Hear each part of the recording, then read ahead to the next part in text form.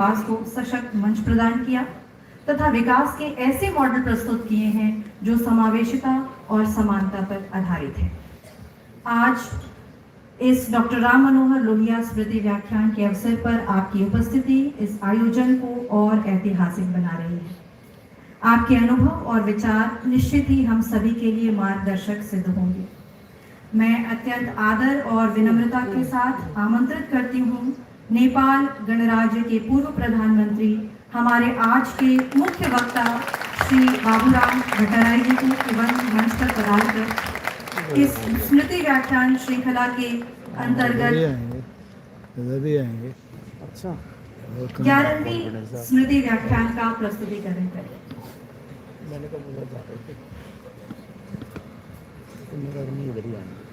पहले ही तय हो गया था।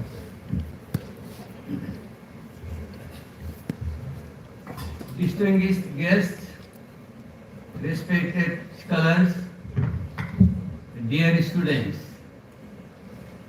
At the very outset, let me thank Professor Yogesh Upadhyaya, Vice Chancellor of ITM University, for extending his warm invitation, and all the members of the organizing team, inspired by the great visionary leader Sri Ramashankar Singh, who made this program possible. I am truly honored to be speaking in front of this esteemed gathering. Dear friends, I was supposed to deliver Dr. Ram Manohar Lohia Memorial Lecture here last October. But due to the unprecedented political developments in Nepal, following the September Gen Z movement, which all of you must have heard, I had to cancel the event at the very last moment. Therefore, I am extremely delighted finally to be here with you today. I hold this moment in high regard as I stand before you to reflect on the enduring ideas and legacy of Dr. Ram Manohar Lohia, a visionary thinker and a relentless activist who challenged us not only to dream of a just and equal society, but to change it. I came across the ideas of Indian socialists when I was doing my PhD in Jawaharlal Nehru University in the early 80s.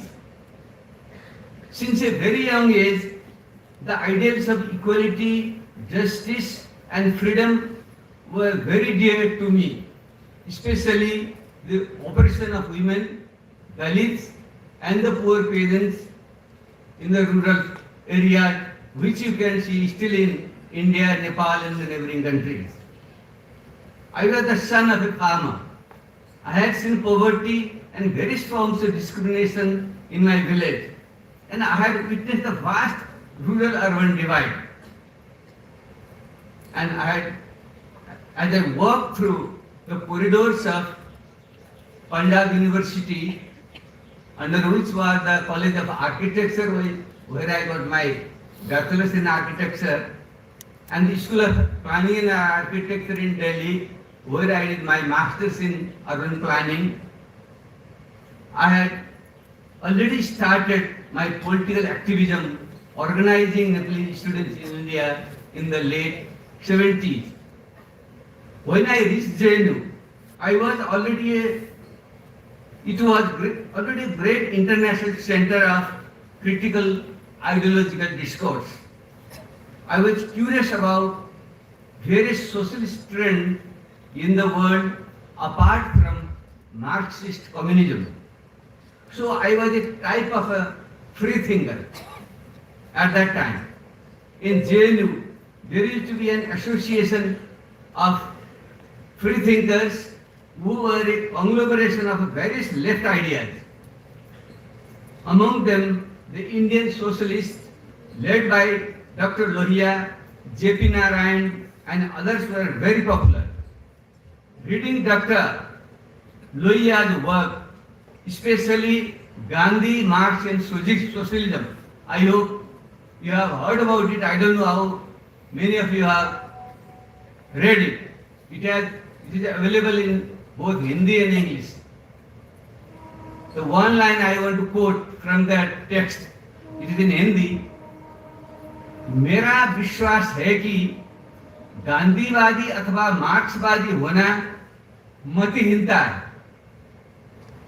I understand that to be a Gandhist or Marxist is stupidity. और मार्क्सवाद विरोधी होना भी उतना ही बड़ी मूर्खता है. To be against both Marx and Gandhi is also stupidity. So you shouldn't follow anybody blindly. You should evaluate everybody critically and create your own forward path. This is the inspiration I got from Dr. Lohiya since those days. So I found it incredibly original to me. At that time, I was searching for an ideology beyond conventional communism and liberal democracy, which is prevalent in the world. After the Second World War, either most of the countries are capitalist countries and some are so-called communist countries. But in my understanding, we have to go beyond that. Dr. Lohiya's ideas, which transcended both liberalism and communism, struck me. While I later adopted a Maoist course, especially the Cultural Revolution, which was distinct from traditional communism. You must have heard we waged a 10 years long people's war in Nepal to remove the monarchy and promulgate a constitution. For that we adopted a philosophy of Maoism. But after the promulgation of communism, again I went back to what Lohiya had said. Now you have to go beyond that. So that's what I am doing now. So I'll talk about it in my later part of my speech. Today, as we live through the 21st century, a century defined by rapid technological advancement, profound global inequality, and the looming sociological, ecological crisis, we need to revisit Dr. Lohiya's ideas again. Now, Lohiya ji is more relevant in the 21st century than he was in the 20th century. This is my understanding. And today, the April 14th, you all know, also coincides with the birth anniversary of another towering figure, Dr. Bhimrao Ambedkar, whose legacy continues to influence political movements, policies, and the fight for a truly egalitarian society, not only in India, but also in Nepal and the rest of the world. Dr. Ambedkar and Dr. Lohiya were the people confined to their times. Their ideas have transcended generations, questioning inequality, confronting injustice, and calling for a radical restructuring of society. I sincerely feel that the contemporary South Asian youth, like you, seeking profound socio-economic and political transformation, must engage deeply with both of these historical figures who were, of course, inspired by Gandhiji also. So, in my understanding, Gandhiji, Lohiya, and Ambedkar, I think these are the three most original thinkers of this South Asian subcontinent. In Nepal, last September, we witnessed powerful protest by Gen Z that toppled the government led by an alliance of the two largest parties in parliament. Dr. Lohiya had once famously said, I don't know whether you have heard it, जिंदा कौमें 5 साल नहीं इंतजार करती, and alive citizenry doesn't wait for 5 years.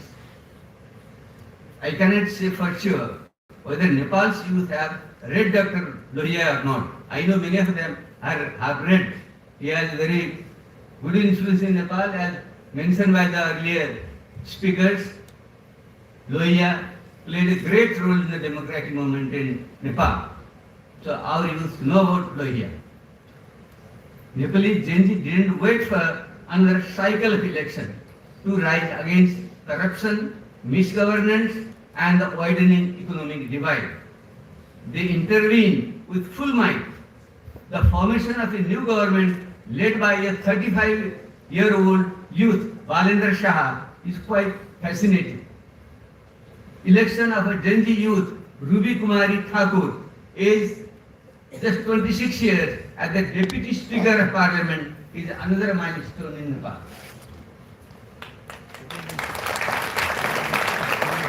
In my understanding, Nepal has entered a new phase after the promulgation of a secular federal democratic constitution in 2015. Since then, I have been pleading for the formation of a new alternative political force which would go beyond the traditional Congress and Communist parties in Nepal. So it would be progressive, it would resolve the basic structural problems of Nepal through principles which I had synthesized as 5 Sha, Sha in Nepali. First Sha is Swadhinta or national sovereignty. Second Sha is Sangyata and Samaveshita. That means federalism and inclusiveness. Third Sha is Sushasan or good governance. And the fourth Sha is Samata Mulak Samriddhi. That is egalitarian prosperity. Not prosperity for a few, but prosperity for all. And lastly, Samunat Samajvad. That means enhanced socialism, a socialism which incorporates democratic values and social justice. And that new type of socialism should be the leading ideology of the 21st century. These are my understanding, and we are trying to build an alternative political force in Nepal based on these principles. Standing on these principles, we are trying to build a new alternative force, but in course of time this year, the inherent contradictions of Nepalese society erupted as a Gen Z movement, and a new political force led by youth came in power. Though there are certain contradictions and ambiguities in their thinking, objectively, this marks end of the old political forces and beginning of new political forces in Nepal. This historic turning point broadly aligns with my vision, although I cannot fully vouch for the future course of the new political force. Nevertheless, this is the demand of the time, and this is the beginning of a new political history in Nepal. I don't know how it will impact the neighboring countries. We'll have to wait and see. The true success of any new youth leadership, whether in Nepal or any other part of the world, lies not in how long they will hold power, but in whose interest they serve, whether their policies uplift the most downtrodden and prioritize the people over the elites. And this is where I think the new generation of young people need to re-engage with the ideas of critical thinkers like Dr. Lohia and Dr. Ambedkar and others. Since the evolution of human civilization, we have encountered countless number of wars. And in the 20th century, we survived 2 major wars, First World War and Second World War. Today, as we are witnessing intense cascading escalations in the Middle East amidst widespread conflict and high geopolitical tensions, it is not enough to just be concerned. It is not enough just to be concerned. We need to act in unison as members of the same humanity. In dire times like this, people like Dr. Lohia and his socialist, internationalist and humanist, I repeat, socialist, internationalist and humanist teachings become more relevant than ever. He had spoken about freedom from foreign domination, which in our times translates to developing an independent intellectual and economic identity. Dr. Lohia also challenged economic inequality with remarkable clarity. He argued that the gap between the rich and the poor must be reduced, not gradually, but urgently. His vision pushes us to rethink development not as mere economic growth, but as equitable distribution of resources and opportunities. Equally significant was his advocacy for linguistic and cultural identity and pride. He believed that true progress cannot come by abandoning one's roots. Instead, development must be inclusive of local identities, languages, and traditions. This idea resonates deeply in a diverse society like ours, where unity must coexist with plurality. I remember the moment when, as Prime Minister of Nepal, I had made a formal speech in Newari language, or the Nepal Bhasha, the language of historically suppressed indigenous group in Nepal. It was the first time in Nepal's history that an executive head of a state had made an official speech in an indigenous language. I had also delivered a lecture in Maithili as Prime Minister at the International Maithili Conference in Saptari district of Nepal. Therefore, like Dr. Lohia, I too have been against linguistic and cultural hegemonies. In an era where centralization often dominates governance, you can see all sorts of strong leaders, populist leaders rising all over the world. Dr. Lohia's call for grassroots empowerment deserves renewed attention.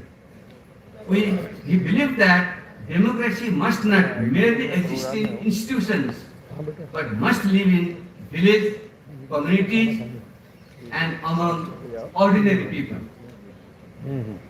As a person who fought against the monarchy and committed my life to the establishment of a secular, federal, democratic republic,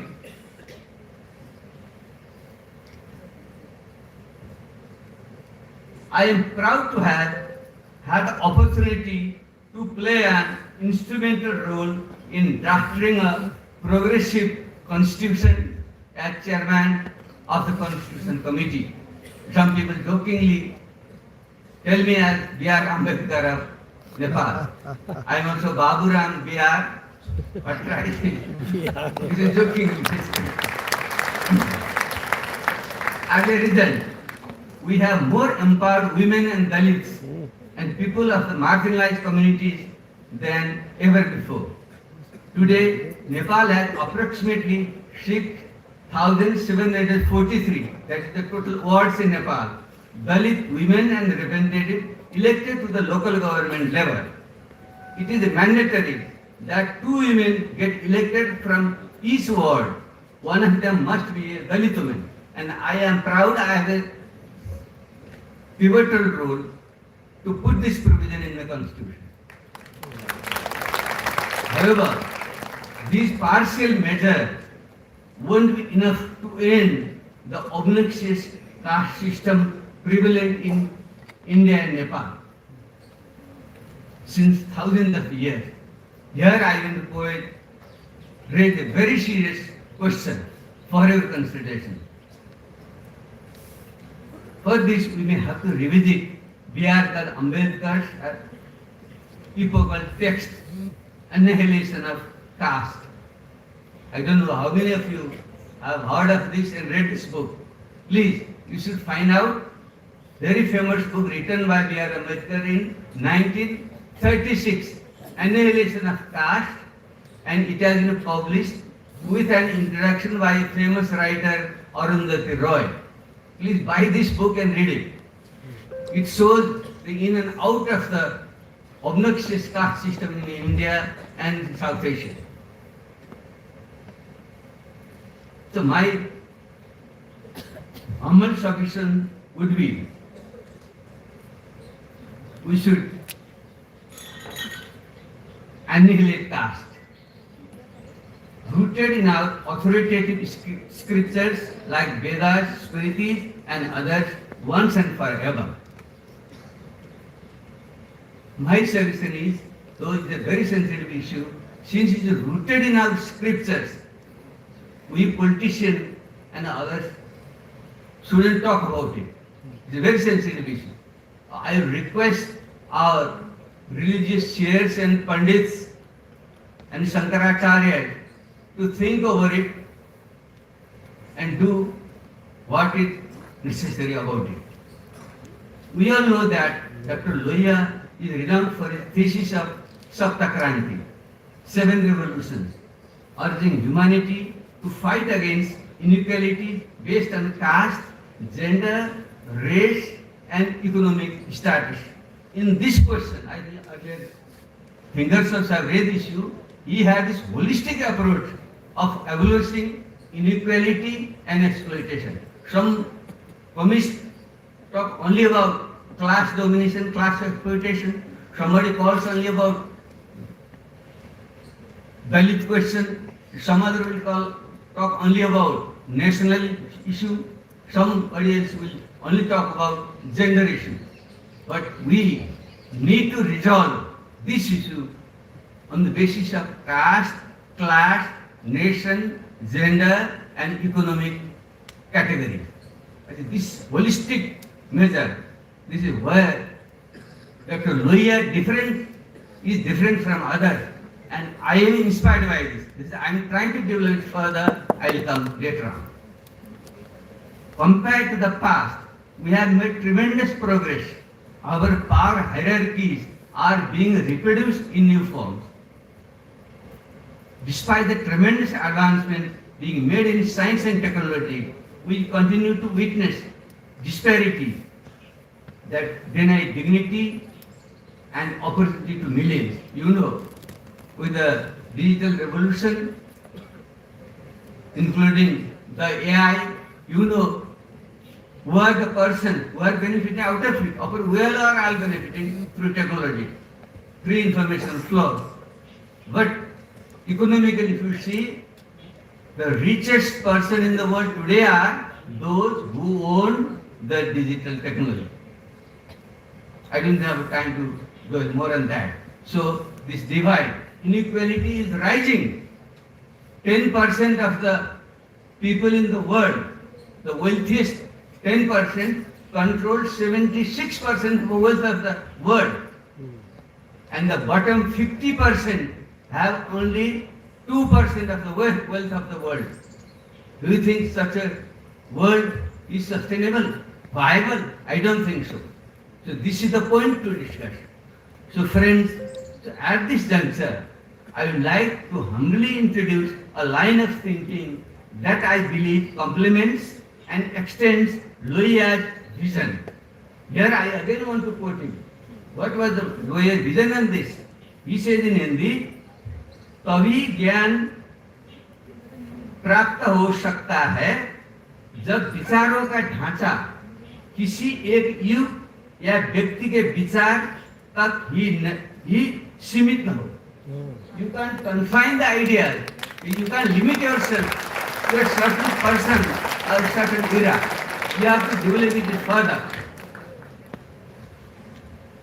The scientific humanism, which I am trying to propose, it differs from other humanism in the past. There has been religious humanism, there have been ancient and various types of humanism. Digital, now people are talking about digital humanism also. So why I talk scientific humanism?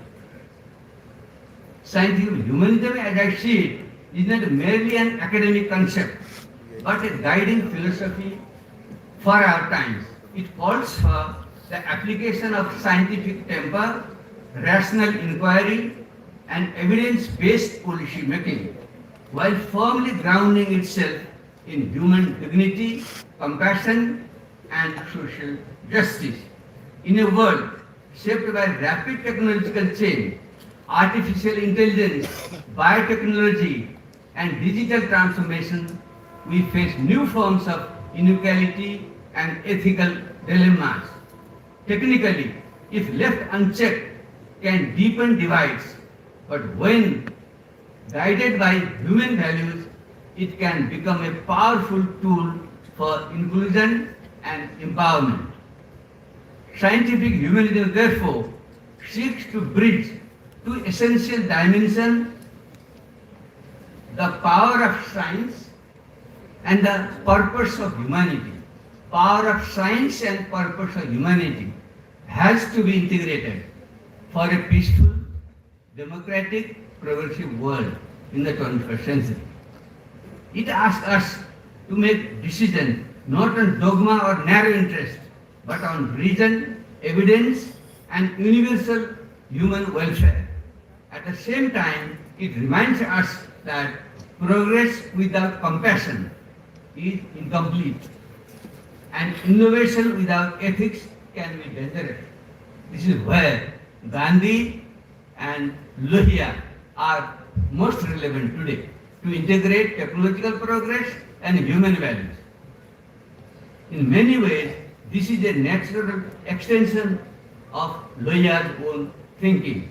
His insistence on equality, decentralization, and social justice aligns closely with the idea that knowledge and technology must serve all, not just a privileged few. If Lohia challenged us to dismantle the hierarchies of his time, scientific humanism challenges us to confront the emerging hierarchies of our age between those who have access to knowledge and those who do not, between those empowered by technology and those excluded from it. Standing on the philosophical foundation of scientific humanism, I have proposed a political economic program of enhanced socialism. Enhanced in the sense that this new kind of socialism will be free from the shortcomings of yesterday's corrupted scientific socialism or parliamentary socialism, which has produced only corrupted leaders, both in Nepal and India we have seen. Ideologically, it will not move in a unilinear direction, in a deterministic or fatalistic manner, but in a multilinear direction, in a materialistic, dialectic manner, in accordance with the latest discoveries of and synthesis of the physical, biological, social, and cognitive sciences. Friends, I have no time to elaborate on it. Just think of the development made in the physical sciences. Scientists are working to find a theory of unified theory of everything. So earlier theories of Newton and others aren't working. Even the theories of Einstein and quantum mechanics are getting contradicted. The theories of physics in the microsphere and macrosphere are contradicting. So scientists themselves are trying to find a new unified theory in the physical world. Similarly, in the social world, biological world, and the cognitive science, or the psychological world, or the mental world. People, I don't know whether you have heard of it. Scientists now are talking of 1,000 brains. Our brain is the most important tool, and I recently read a book by scientist Jeff Hawkins. He talked of 1,000 brains. So we can get stuck in time and space. We have to move ahead. Similarly, our ideology, political ideology, which guides the development of society, also must be developed in every field, especially economically, because day to day our life is concerned with economics. So economically, it will not move in a hyper centralized modernist path, but in a critical modernist path driven by local initiative under central guidance. which were called a four-dimensional approach to development. Economic growth, equitable distribution, environmental sustainability, and human happiness. These four dimensions should be the law of unified motion of economic development in the future. I think Dr. Lohia 50 years ago talks about it. And here I find the relevance of Dr. Lohia in the economic development policy front as well. And politically, it will not be based on monistic dictatorship of a particular class or group, but on a pluralistic, inclusive and a participatory democracy of different class, gender and social group. In essence, the new enhanced socialism will be the highest form of progressive democracy. It will be fundamentally dynamic, it will be ever-changing, dynamically ever-changing. It won't get stuck in time and space. It will move in a horizontal manner, not in the vertical way the earlier socialism was sought to be built upon. It will be self-operative and it will be an open system. Dr. Lohia talks of open system, more advanced than existing capitalism and communism. It will be the guiding mechanism for the organization and management of human society in the new era. Its transitional form would vary to suit the diversity and need of a given space, country and time. Naturally, it will have to be adapted to our own condition. In India also, most developed part of India, Bombay, Delhi, Madras, differently you may have the element. In the most backward part of Madhya Pradesh, Rajasthan, these areas, you will have to adopt a different policy. So in Nepal or Bhutan, in different places, you will have to work out own policy to suit the given condition. So dear friends, dear students, now I will come to the conclusion.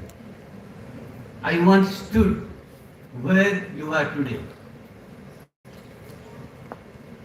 A young boy studying architecture and planning in the best institution of India. I could have chosen to stand on the sidelines and just complain about the system, but I chose action instead. I couldn't remain a mute witness to poverty, inequality, and injustice. I learned that making a real difference requires courage to act, even if it means risking failures. You may fail once, you may fail twice, you may fail thrice, but ultimately, if you pursue a correct path of truth and justice, you will succeed. Now I call on you, the young generation of today, to do the same. Take the leap, big or small, take ownership of your future. In true spirit of the great legacies of Lohia, Ambedkar and others, let us join forces and forge a better future for humanity. Jai Lohia, Jai Bhim. Thank you so much.